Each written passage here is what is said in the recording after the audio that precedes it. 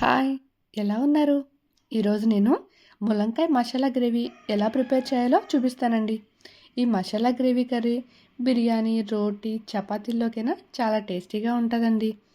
ఎప్పుడు చేసే కర్రీలా కాకుండా ఇలా మసాలా గ్రేవీ కర్రీ ప్రిపేర్ చేసి చూడండి. చాలా బాగా నచ్చుతుంది. అయితే నా వీడియో స్కిప్ చేయకుండా చూసేసేయండి. ఎలా ప్రిపేర్ చేయాలో చూద్దామా మరి? ముందుగా ఒక కళాయి తీసుకుని స్టవ్ ఆన్ చేసుకుని దానిలోకి 1 టేబుల్ స్పూన్ పల్లీలు యాడ్ చేసుకోండి. ఈ పల్లీలు పొట్టు సెపరేట్ అయ్యే వరకు ఫ్రై చేసుకోండి. అలాగే కొద్దిగా కొబ్బరి ముక్కలు కూడా తీసుకోండి. ఇప్పుడు దీనిలోకి మసాలాని తీసుకుందాము. 3 లవంగ మొగ్గలు, 2 యాలక్కాయలు, చిన్న దాల్చిన చెక్క ముక్క వేసుకుని వీటిని కూడా బాగా ఫ్రై చేసుకోవాలండి.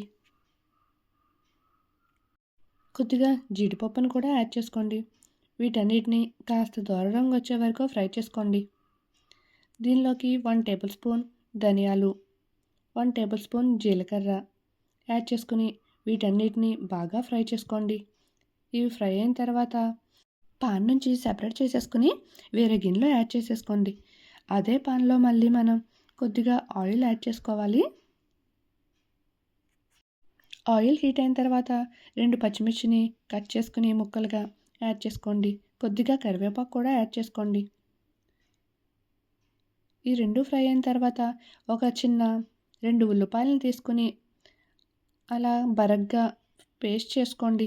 ఈ ఉల్లిపాయలని చిన్న ముక్కలుగా కట్ చేసుకున్నా పర్లేదు, ఇలా పేస్ట్ చేసుకున్నా పర్లేదు. కాస్త గ్రేవీ గుజ్జు గుజ్జుగా అనిపిస్తుంది ఉల్లిపాయని ఇలా పేస్ట్ చేసుకోవడం వల్ల. ఈ పేస్ట్ని కూడా మంటని మీడియం ఫ్లేమ్లో పెట్టుకుని కాస్త దూర రంగు వచ్చే వరకు ఫ్రై చేసుకోవాలి. ఇప్పుడు మనం ముందుగా ఫ్రై చేసి ఉంచుకున్నాం కదా మసాలాలు, వీటిలోకి మనం ఫ్రైడ్ ఆనియన్స్ యాడ్ చేయండి.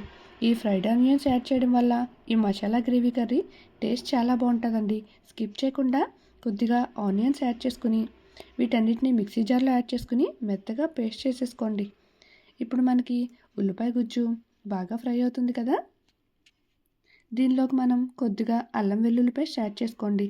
ఈ అల్లం వెల్లుల్లి పేస్ట్ పచ్చివాసన పోయే వరకు ఫ్రై చేసుకోవాలి. అలాగే దీనిలోకి కొద్దిగా పసుపుని యాడ్ చేసుకోండి. రుచికి సరిపడినంత కారాన్ని కూడా యాడ్ చేసుకోండి. కొద్దిగా ధనియాల పొడిని కూడా యాడ్ చేసుకోండి. వీటన్నిటిని బాగా కలిసే వరకు ఫ్రై చేసుకోండి. దీనిలోకి మనం చిన్నగా కట్ చేసుకున్న ములంకాయ ముక్కలను కూడా కడుక్కొని యాడ్ చేసుకోండి. ఈ ములంకాయ ముక్కలు ఈ ఉల్లిపాయ గుజ్జులో కాసేపు అలా ఫ్రై అవనివ్వండి. ఇవి కాస్త ఉప్పు కారం పట్టే వరకు, ములంకాయ కాస్త మగ్గే వరకు మూత పెట్టేసుకుని ఒక 10 మినిట్స్ పాటు అలా మగ్గనివ్వండి. 10 మినిట్స్ తర్వాత మూత తీసి చూడండి, ములంకాయ కాస్త మగ్గి ఉంటుంది.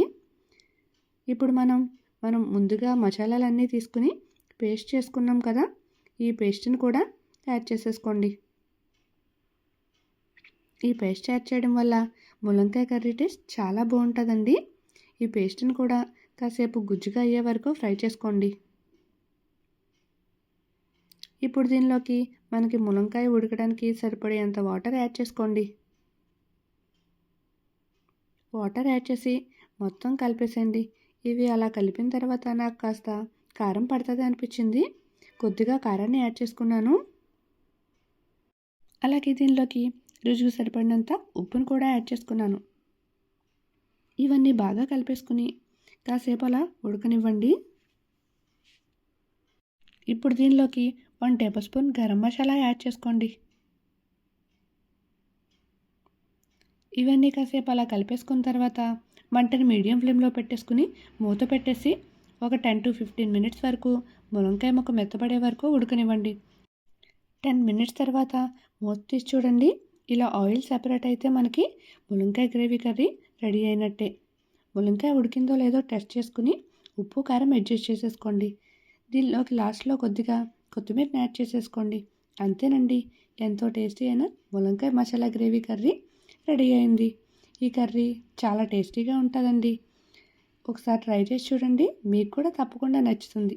నా వీడియో మీకు నచ్చినట్టయితే ఒక చిన్న లైక్ చేసి నా ఛానల్ని సబ్స్క్రైబ్ చేసుకోండి. మరిన్ని వీడియోస్ కోసం బెల్ ఐకాన్ క్లిక్ చేయండి. మీ ఫ్రెండ్స్ అండ్ రిలేటివ్స్కి ఈ వీడియో షేర్ చేయడం మాత్రం మర్చిపోకండి. Thank you so much for watching.